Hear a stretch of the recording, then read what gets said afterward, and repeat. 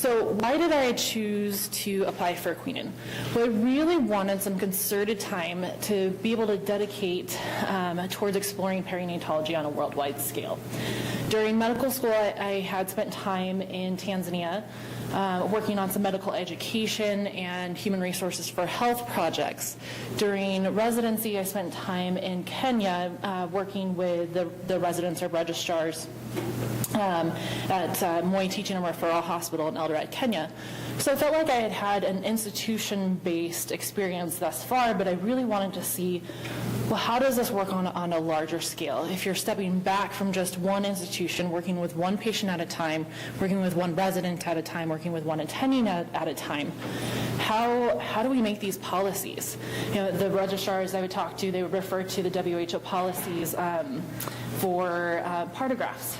And using partographs, and that's not something that in the United States that we really use, but that is something that is heavily relied on, and what the WHO says pulls a lot of weight with how healthcare is done in the U.S. and so I wanted, in the world, and so I wanted to have a better understanding of that, and then get to just help with some of the work that the WHO is doing.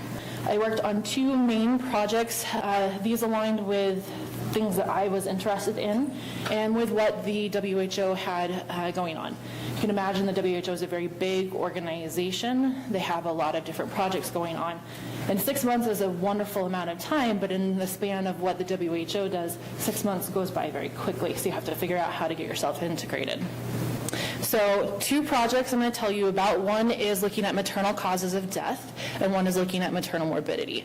So I like numbers, and I like asking why about numbers. So as you know, we spend a lot of time thinking about maternal mortality. That's one of the big indicators that the WHO has talked about and the UN has talked about. If you think about the Millennial Development Goals, if you're familiar with those, one of the Millennial Development Goals is to reduce maternal mortality. Well, if you don't know what causes maternal mortality, how do you reduce it? So you need to know the causes. So that's one of the projects. The other one is looking at maternal morbidity. Now kind of just be thinking about, well, don't we already know what maternal morbidity is, and don't we already know numbers about that? Think about that as I'm telling you a little bit more about the causes of death. We tried to maximize my calls as much as possible before I left. I continued doing my research collaborations for the research that I was doing back at University of Utah. And then I made sure that I'm catching up on my calls being back. Our call structure made it a little bit easier for me to be gone during that time. So it was considered part of my, I think we technically put it under elective research time. So our program has about half of the time as research and half of the time as clinical. So this was 6 months of my 15 months research. This is an absolutely fantastic experience. If you want to have more exposure to health policy, I think in particular, and to also see how publications get made with the WHO, how the WHO works with ministries of health, and how the data that they come up with then feeds back into improving care on a worldwide scale, that this is definitely the way to go. I was able to do a little bit more site-specific work with my trips to Jamaica, looking at what we called a triangulation project to ensure that we were doing the algorithms correctly. But that wasn't available for all of the projects. So I think you just have to have in mind, do you want something that's more site-specific, you're working with patients or working with people who are working with patients, or are you okay stepping back and looking at data and looking at policy? I continue to have phone conferences regarding both of the projects that I'm working on, and then I'm actually headed back to Geneva in a week and a half for the final meeting for the maternal morbidity working group for its current funding status. I think that's probably going to continue, the maternal morbidity working group, because it's an important thing to focus on. But we have that final meeting coming up, and then the steering committee meeting after that, so I'll be going back for that. I also have ongoing work with the cause of death analysis. We were hoping it was going to be something that I could get done while I was there, but we've changed direction a little bit in terms of the systematic review and our inclusion and exclusion criteria. area, so we're not going to get this published until 2018, but I've got ongoing work with them to do that.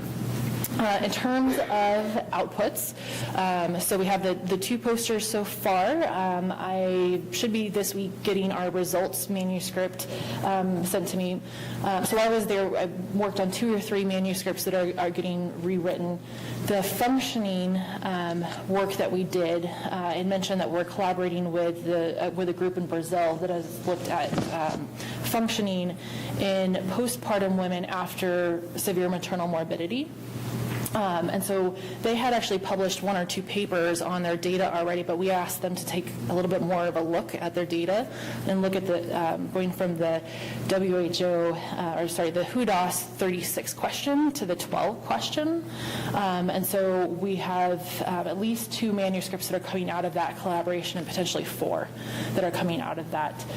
The triangulation project is a little bit on the back burner right now, but we will be working towards that, and I'll probably be first author on that particular effort, and then the cause of death is going to get published as well. So I should be an author in some form or the other on at least probably 6 papers from the work that I did. And then in terms of mentorship, my interests align best with Doris. And so I spent most of my time working with Doris as my mentor. But Metin is great, and he also has a number of different people that he works with. So he's over the maternal and perinatal outcomes group, whereas Doris is in the at-risk and adolescence group, and that's where the estimates that the WHO does, that's where they are kind of housed in that particular division. So Metin and I met a few times, but none of my projects really aligned with what he was doing, but they have some fantastic things going on.